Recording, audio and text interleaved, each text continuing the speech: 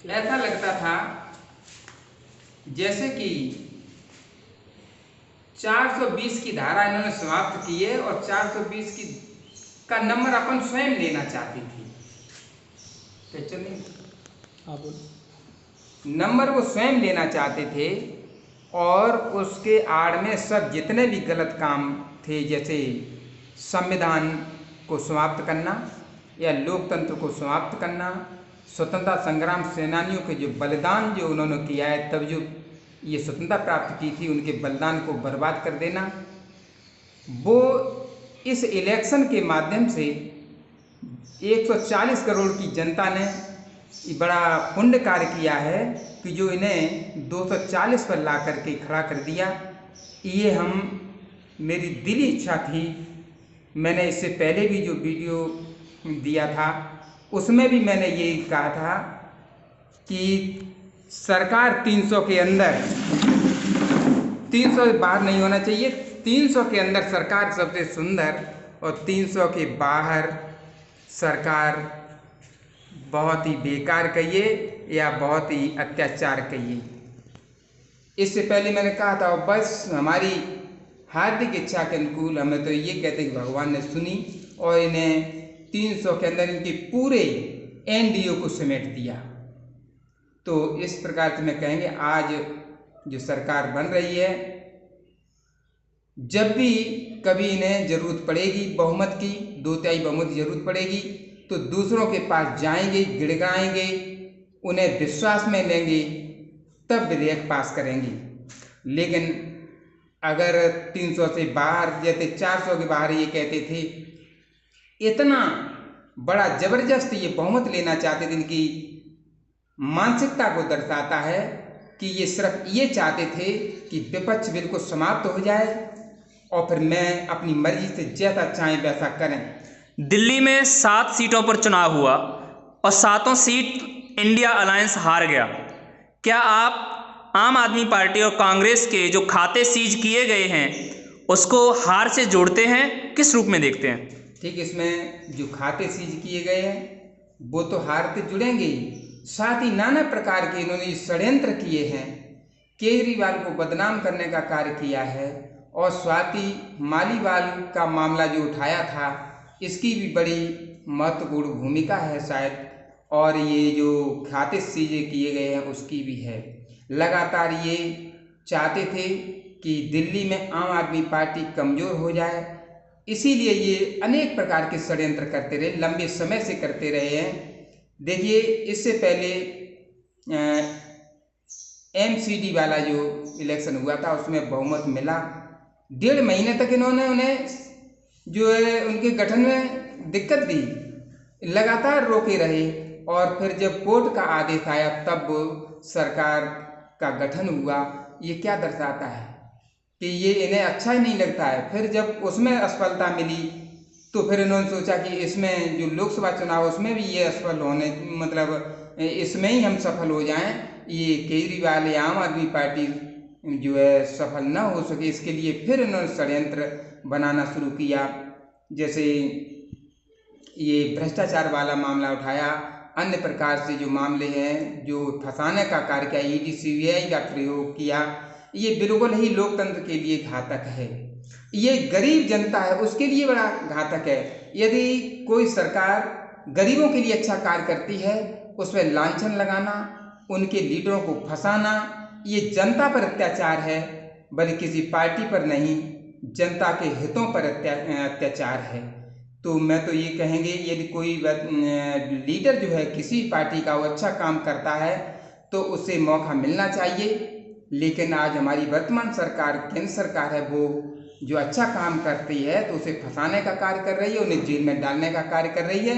ये हमारे जनमानस के लिए बहुत ही घातक है। कंगना रनौत पर एक थप्पड़ मारा गया है, आपके संज्ञान में है शायद ये बात, क्या कुछ कहना चाहेंगे? कमेंट करें प्लीज। देखिए, हर किसी के माता पिता देवतुल्य होते हैं। किसान इस देश की जान है, उनकी महिलाओं की, उनकी बेइज्जत करना ये बहुत ही, ऐसे मानिए भारतवर्ष की बेइज्जत करने के समान है। जो किसान 24 घंटे कार्य करते हैं, शांति को भी धारण करते हैं और तब उन्हें मतलब हक नहीं मिल रहा है।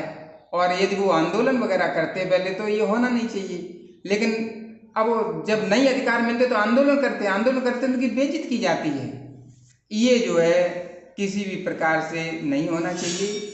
ये लोग अभिनेता, उन्हें अभिनय का कार्य करना चाहिए, न कि किसी के पेट में लात मारने की जगह कार्य करना चाहिए। अगर ये देखिए, हम अपने केंद्रीय जो नेतृत्व है उसके बारे में कहना चाहते हैं कि वो लगभग 650-750 किसान मर गए आंदोलन के दरमियान, और हमारे केंद्रीय नेतृत्व की तरफ से श्रद्धांजलि तक अर्पित नहीं की गई। ये किसानों का कितना बड़ा अपमान है, इससे बड़ा अपमान हो नहीं सकता। उन पर किसानों के आंदोलन जो कर रहे थे, आंदोलनकारियों पर गाड़ी चढ़ा दी गई, उन्हें मार दिया गया और बिल्कुल भी कोई उनके साथ सहानुभूति नहीं दर्शाई गई। ये हमारे भारतवर्ष के जनमानस के लिए बहुत ही अहितकर है, बहुत ही मतलब दर्दनाक है। बहुत बहुत धन्यवाद। आप सुन रहे थे आम आदमी पार्टी के वरिष्ठ नेता श्री सत्येंद्र राजपूत जी को। नमस्कार साथियों, मेरा नाम है राजू यादव, जिलाध्यक्ष आम आदमी पार्टी किसान प्रकोष्ठ। आज आम आदमी पार्टी संगठन विस्तार पर हमारे आम आदमी पार्टी जनपद मैनपुरी के महासचिव सत्येंद्र राजपूत जी विस्तृत चर्चा करेंगे। जनपद मैनपुरी के साथियों से किस तरह संगठन निर्माण का कार्य होगा उसके बारे में विस्तृत जानकारी देंगे माननीय सत्येंद्र राजपूत जी। देखिए, संगठन को बढ़ाने के लिए हमें गांव-गांव, घर-घर जाना पड़ेगा, लोगों को जागरूक करना पड़ेगा कि हमारे किसान बंधु, गरीब मजदूर किसान ये वोट डालने का कार्य करते हैं, लेकिन इनको मिलता क्या है? कुछ भी नहीं, सिर्फ राशन मिलता है। गरीब बनाया जाता है और राशन दिया जाता है। बच्चों को भी क्या मिलता है? सिर्फ शिक्षा की जगह पर खिचड़ी मिलती है और कुछ नहीं। तो इस प्रकार से मैं जनता को जागरूक करना चाहते हैं कि आइए और आम आदमी पार्टी के साथ जुड़िए, क्योंकि दिल्ली में जो केजरीवाल जी की जो सरकार है वो गरीब मजदूर किसानों के हित में कार्य कर रही है। लोगों को, उनके बच्चों को शिक्षा दे रही है, उन्हें स्वास्थ्य दे रही है, उन्हें अन्य जो है बहुत सी सुख सुविधाओं का ध्यान रखते हुए दिल्ली के लोगों की सेवा किए जा रहे हैं। तो उसी प्रकार से हम चाहते हैं कि हमारे प्रदेश उत्तर प्रदेश में भी उसी प्रकार की व्यवस्था लागू हो। इसके लिए हम जन जन को जागरूक करना चाहते हैं, आम आदमी पार्टी से लोगों को जोड़ना चाहते हैं।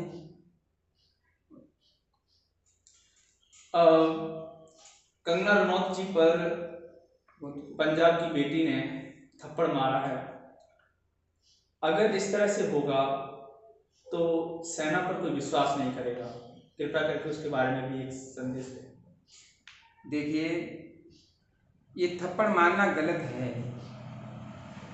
सही नहीं कहा जा सकता है, लेकिन जिन लोगों पर थप्पड़ पड़ा है उन्हें भी अपने विचार सही ढंग से रखने चाहिए, उन्हें भी दूसरे की इज्जत करनी चाहिए। लेकिन फिर भी मैं ये कहना चाहेंगे कि कोई यदि गलत बोलता है तो उसका जवाब थप्पड़ नहीं हो सकता, उसका शालीनता पूर्वक जवाब दिया जा सकता है। वोट के माध्यम से भी हम जो है उन्हें सबक सिखा सकते हैं। लोगों के घमंड को हम जमीन पर ला सकते हैं, उतार सकते हैं, क्योंकि अभी बिल्कुल ताज़ा घटना है, जो हमारी वर्तमान सरकार है उसका पैर जमीन पर नहीं आ रहा था, आसमान में उड़े जा रहे थे। उनका हौसला ये लगता था कि जाने कहाँ से ये लोकतंत्र को खा जाएंगे, लेकिन जनता भारतवर्ष की जागरूक है। वो इनके जो विचार थे उनको समझी और उन्होंने एक झटके में इनके जो मद था उसे पस्त कर दिया, मद उतार दिया और एकदम कहाँ पर बैसाखी के रूप में इन्हें जो है सरकार चलाने के लिए मजबूर कर दिया। अब ये 5 साल तक जब भी कुछ भी निर्णय लेंगे तो सबसे पहले अपने जो सहयोगी हैं उनसे पूछेंगे, उसके बाद में जो विपक्ष के लोग हैं, विपक्ष के जो सांसद हैं, उन्हें भी विश्वास में लेने का कार्य करेंगे। अब आने वाले समय में मैं समझता हूँ कि जो निर्णय लिए जाएंगे सही लिए जाएंगे, देश हित में लिए जाएंगे और यदि ये अब भी नहीं सुधरे तो जनता इनको और नीचे ले आएगी, इन्हें उखाड़ फेंकेगी। तो ये कम से कम हम समझते हैं कि 20 साल तक दिखाई नहीं देंगे।